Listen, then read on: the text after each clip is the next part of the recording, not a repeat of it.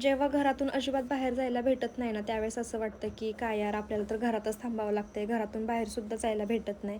आणि जेव्हा मग सारखं असं बाहेर जायला लागतंय ना, त्यावेळेस असं वाटतं की नको, घरात आहे तेच बरं आहे. आधी मी कोणावरती तरी डिपेंड होते आणि आता माझ्यावरती कोणतरी डिपेंड आहे. आणि खरंच सांगते, मनवायचं काम एवढं अवघड असतं ना, विचार करते की ह्यांनी इतके दिवस कसं मला सांभाळलं असेल. सारखं रुसल्यानंतरनं सारखं मनवायचं, पण आता धनुषला ते मनवायचं म्हटलं की मला खूप जास्त कंटाळा येतोय.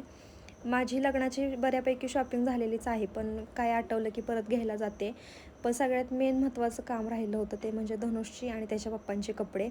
त्यासाठी आम्ही आज गेलो होतो तळेगावला. संघवी मोठं शॉप आहे तळेगावमध्ये, तिथं कपडे खूप छान भेटतात, म्हणून आम्ही दरवेळेस तिथंच जातो. म्हणजे ह्यांची दोघांची कपडे तर आम्ही तिथूनच घेतो आहे. माझी साडी वगैरे मी दुसऱ्या शॉपमधून घेते, पण खरंच तळेगावमध्ये ना कपडे खूप छान भेटतात असं मला वाटते. इथं दरवेळेसची नाटकं ह्यांची सुरू होती, हे बसतंय का नीट, फिटिंगला आहे का व्यवस्थित असं. लहान मुलांना लगेचच मुलं भेटतात आणि मग त्यांचा लगेच खेळ सुरू होतो. धनुष आम्हाला अजिबात ऐकत नव्हता. ते कपड्यांचं शॉप एवढं मोठं आहे ना, की शॉपच्या आतमधूनच लिफ्ट आहे अपडाऊन करायला. त्याने एक बरं वाटतं की खालीवर करायला नको, आपलं लिफ्टमध्ये गेलं की टेन्शन जातं आहे सगळंच. धनुषच्या कपड्यांचं सेक्शन खालच्या साईडला होतं. मग आम्ही तिथे आलो आणि त्याला कपडे घालून बघितले, कारण रिस्क वाटते. घेतल्यानंतर ना, म्हणजे पहिलं काय वाटत नव्हतं, टी शर्ट वगैरे इझिली बसून जातात साईजवरती. पण असे कुर्ते वगैरे घ्यायचे म्हटलं ना, की ते जास्तच लूज भेटतात आणि त्याची तब्येत अजूनच खराब होत चालली आहे. त्याच्यामुळे कपडे त्याला व्यवस्थित फिटिंगचे भेटत नाहीत. आणि माझं असं म्हणणं असतं की प्रॉपर कपडे फिटिंगचे पाहिजेत, तरच ते अंगाला चांगले दिसतात. नाहीतर लूज कपडे असेल ना, तर उगाच ते कसं तरी दिसतं.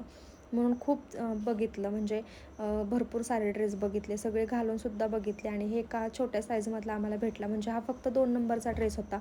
छान बसला व्यवस्थित फिटिंगला, ह्याला फिट्ट बसतोय आणि कलर पण खूप छान वाटतोय. आता विषय असं झाला की माझी साडी झाली डार्क आणि ह्या दोघांचे पण कपडे झाले खूप जास्त फेंट. असो, आम्ही घरी आलो, त्याच्यानंतरनं सँडविच बनवलं आणि ऑलरेडी सँडविचची रेसिपी काल तुमच्यासोबत मी शेअर केली. असं संपवलं मी आजचा दिवस. भेटूयात उद्याच्या व्हिडिओमध्ये. बाय.